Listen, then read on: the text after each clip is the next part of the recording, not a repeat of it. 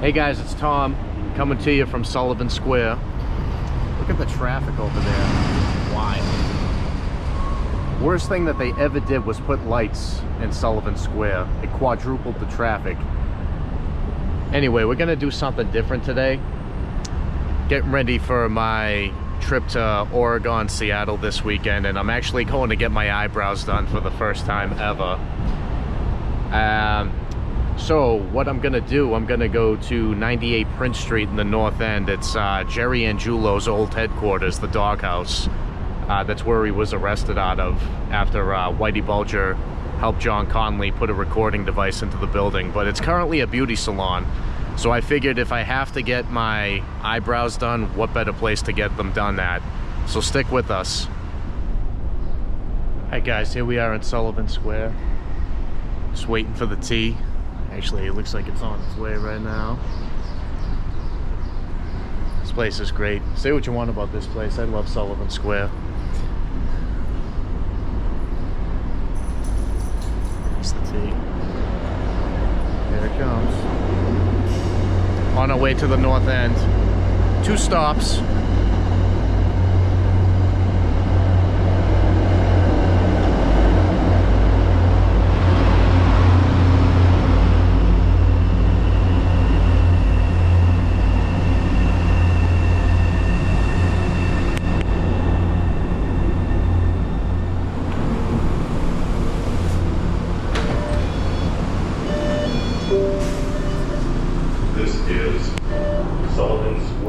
Alright guys, now that we're on the Orange Line, I want to talk about the next stop on the Orange Line, and that's Bunker Hill Community College.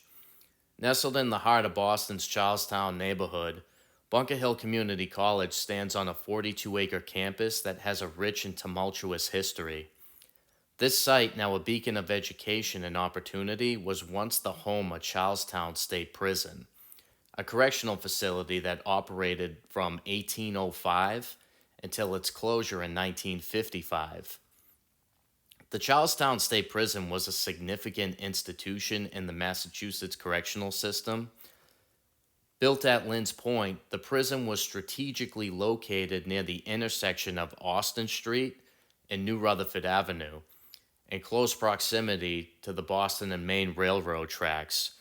This location allowed for efficient transportation of prisoners and supplies, making it a crucial hub in the state's penal system. The prison underwent several expansions and renovations over the years. In 1886, a new west wing with nearly 60 cells was constructed, and in 1890, a prisoner named Moore made a daring escape, highlighting the security challenges faced by the facility. Despite these issues, the prison continued to operate, housing a mix of life sentence inmates and those with varying terms. The closure of Charlestown State Prison in 1955 marked the end of an era for the facility. Many of the prisoners were transferred to other institutions, and the site was left vacant, awaiting a new purpose. It wasn't until 1973 that the land was repurposed, this time as an educational institution, Bunker Hill Community College. Bunker Hill Community College was founded with a mission to provide higher education and job training services to the residents of the greater Boston area. The college's main campus in Charlestown, along with the additional locations in Chelsea and other parts of the city, offers a wide range of programs and certificates to suit the diverse needs of its students' body. Alright guys, here we are at North Station. We're gonna head up the stairs and then walk over to Secrets. The North End has a rich history that dates back to the 19th century.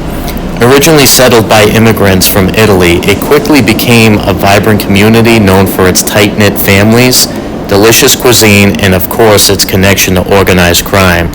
The Angiulo brothers, led by the charismatic Jerry Angiulo, were at the helm of this criminal empire. Hot as hell in here. And it smells like piss.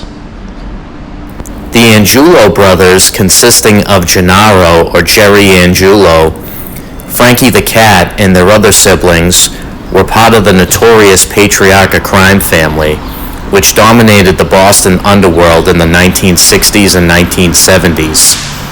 Their headquarters was located at 98 Prince Street, a modest building that bellied the power and influence that emanated from within.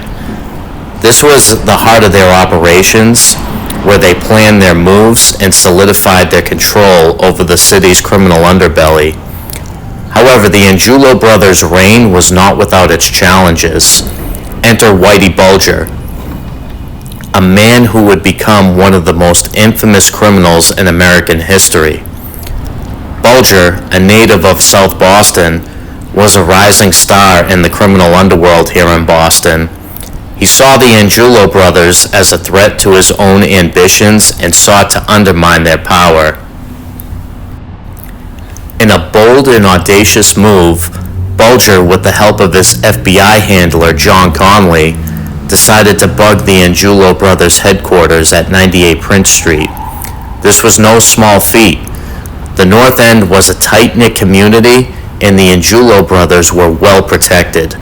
But Bulger and Connolly were determined, and they saw an opportunity to gain a significant advantage in the ongoing power struggle. The bugging operation was a meticulously planned affair. Bulger and Connolly infiltrated the building, planting hidden microphones and recording devices in strategic locations. The goal was to gather incriminating evidence that would not only bring down the Angiulo brothers, but also strengthen Bulger's own position in criminal hierarchy. As the tapes rolled, the Angiulo brothers unwittingly provided a treasure trove of information about their operations, alliances, and future criminal plans.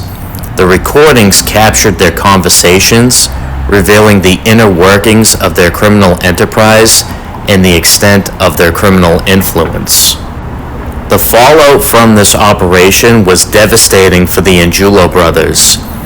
The evidence gathered from 98 Prince Street was used by the FBI to launch a series of raids and arrests, effectively dismantling the Angiulo brothers' organization.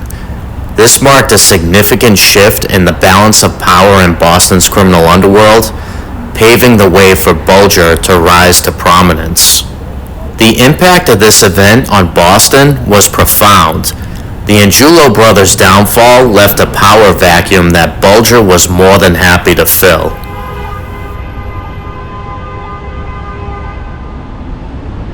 Alright guys, here we are in front of Pizzeria Regina. It's probably the most famous pizza in Boston. They're not quite open yet, that's why there's not a line, but if they were open, usually there'd be a line all the way down the street, 7 days a week. Alright guys, here we are in front of Good Taste Records. My friends Lindsay and Cody own it. Good people, they like dogs. They put a bowl of water out for dogs. They sell all types of records, new, used, DVDs, CDs. But this is Good Taste Records. We're gonna see if we can pop in over here after we go to Secrets. And Secrets is right over here. Today, 98 Prince Street is a respected business, but it also stands as a silent witness to this tumultuous period in Boston's history. It's a reminder of the ruthless ambition and cunning that define the city's criminal underworld and the lasting impact of one daring operation.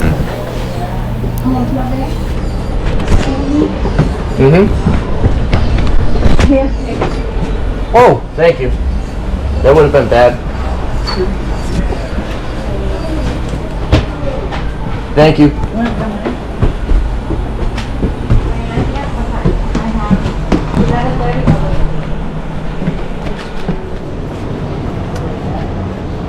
So guys, I think they did a pretty good job. The woman doing the eyebrows just didn't feel comfortable being on camera, which I respect, you know, she's working. But Secrets Beauty Salon, they did a great job.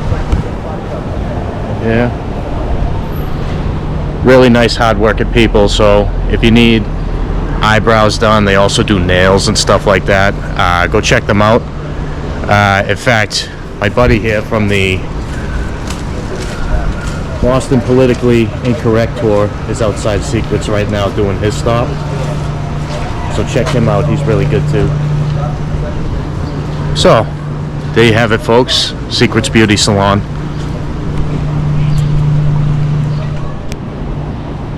Alright folks, so here we are in front of Good Taste Records.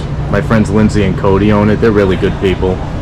So they sell new, used vinyl, CDs, t-shirts, all kinds of stuff. They're really trying to keep the old school music alive. And they're dog people. They have a water bowl for the dogs. So let's step inside. Alright guys, we're in Good Taste Records right now. Prince Street. Diagonally across from Pizzeria Regina, and right next door to Secrets Beauty Salon, where I just got my eyebrows waxed. So here we are in front of the front door. Here's a couple of events that they post up here.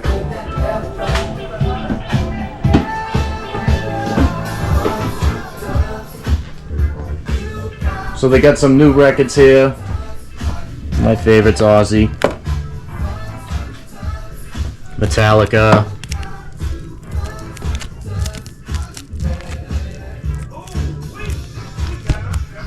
So this is all their new stuff right here.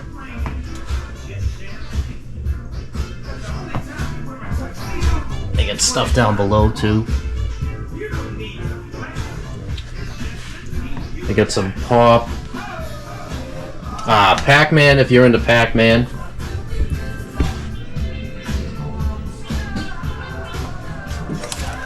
And they got some cool t-shirts.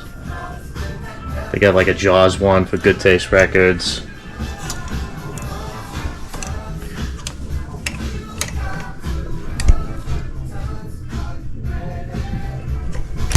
I have a Teenage Mutant Ninja Turtles one. Oops, drop that.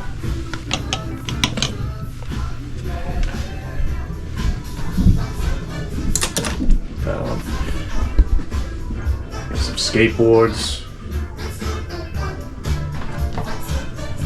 I actually bought one of these last summer, Audio Technica. It's a Bluetooth record player. I use it for the library at school all the time.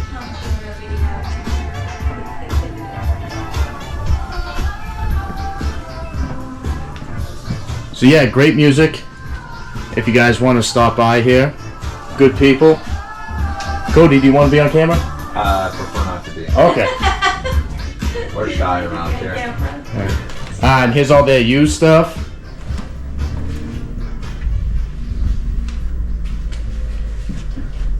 Totes too, Tom. Nice eyebrows. Cassettes, CDs.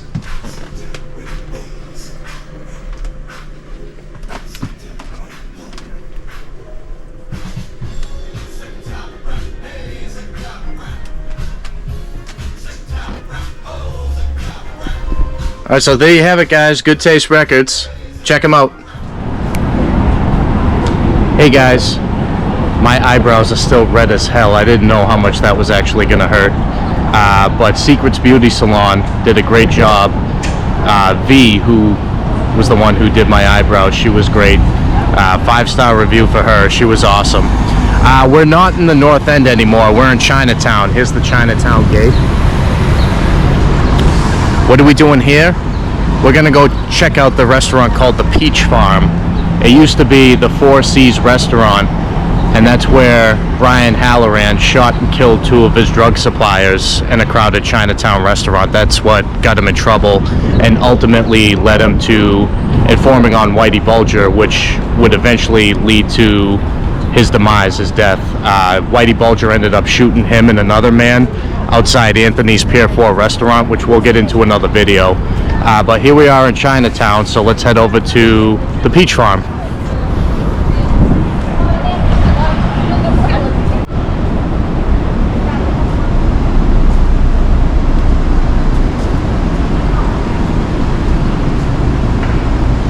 And here we are in front of the Peach Farm, number 4 Tyler Street.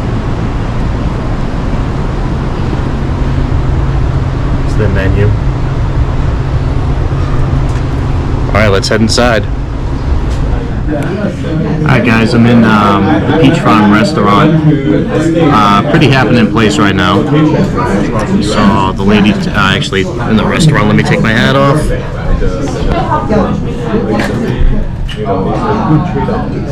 This place, check out the menu.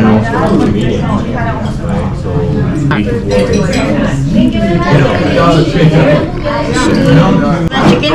Yeah, the crispy one. Yeah. And could I also get a Sprite? Sure. Thank you. You like steamed rice or no? The what? You want the white rice or no? White rice will be great, thank you. Okay, thank you. Thank you.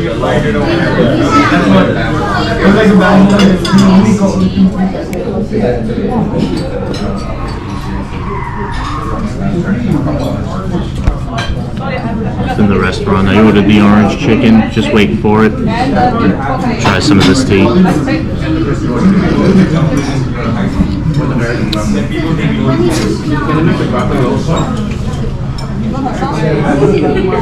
Alright, so here we are, guys. Some white rice and the orange chicken. Here we go.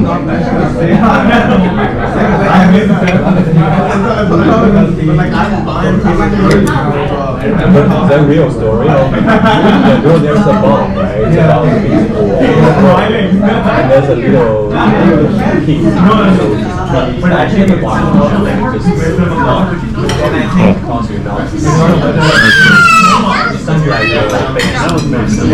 Really good, guys. Check this place out. My guess is that we're in the same room that Halloran shot those two guys at. We won't say that out too loud, though.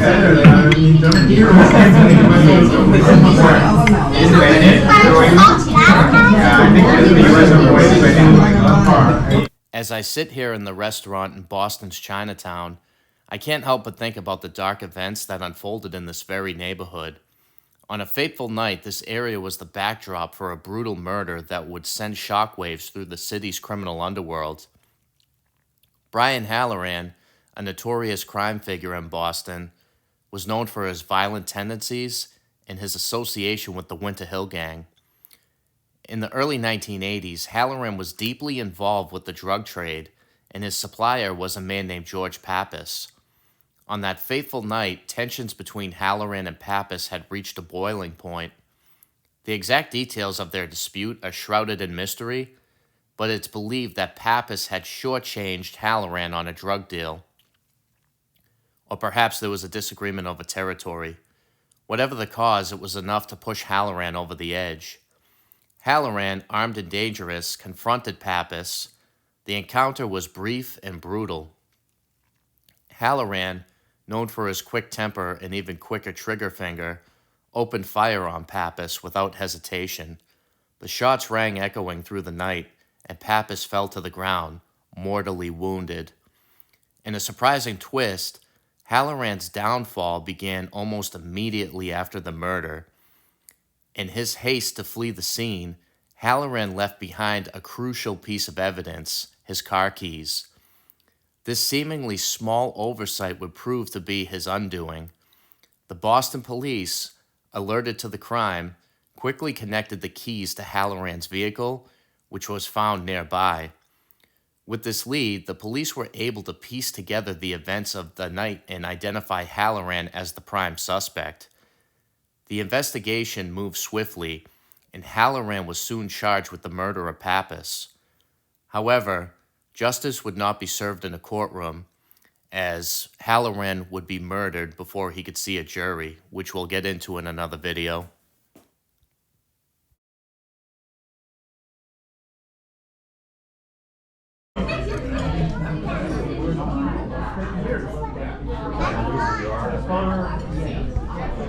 All right, everybody, we're back. Just got out of Chinatown. That was the best orange chicken I have ever had in my life. So go check them out, guys. Peach Farm.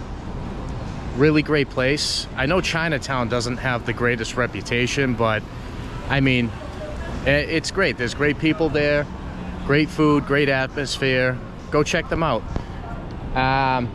So I ordered the orange chicken, as you guys all seen, but it was way too big. Like, you could definitely feed 2 people off of 1 order. So I got my leftovers right here. My cousin Keith is the manager over at the Hyatt over by the old State House. So I'm gonna swing by, see if he wants some orange chicken. But before we do, I wanted to show you this place. This is Mr. Dooley's Pub. No crimes happen here, not that I know of, but just a really nice place. If you go there, ask for Roisin. She's the best. She's the bartender. She knows I don't drink anymore, but every time I come in there, she still welcomes me with open arms. So they pour the greatest glass of Guinness in the city, guys. And here's their menu.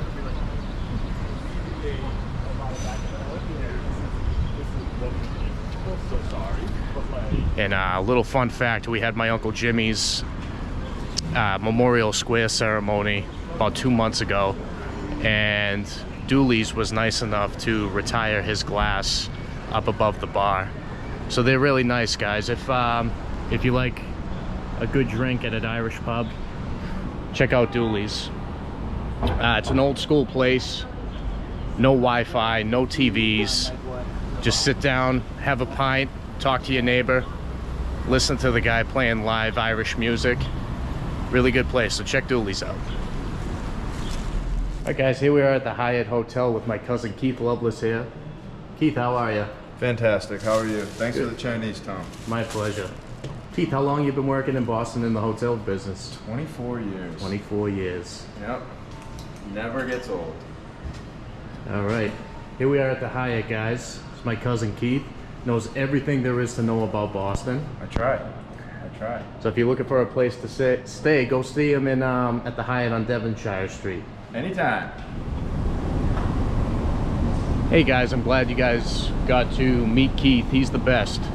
If you guys are looking for a place to stay in Boston with a concierge, hotel manager as knowledgeable as him, go see him at the Hyatt on Devonshire. His name's Keith Lovelace.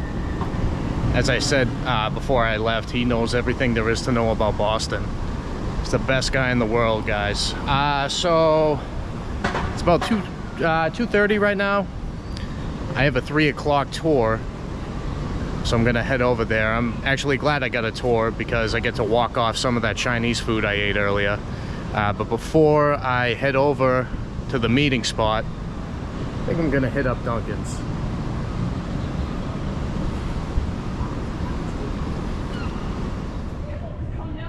All right, guys, just on my way to the my 3 o'clock. Stopped off here. Here we are at the Archway. You look at something for something to do during the summertime. Summer in the city happens right here. They have all types of performances, live performances. Here's a lineup right here.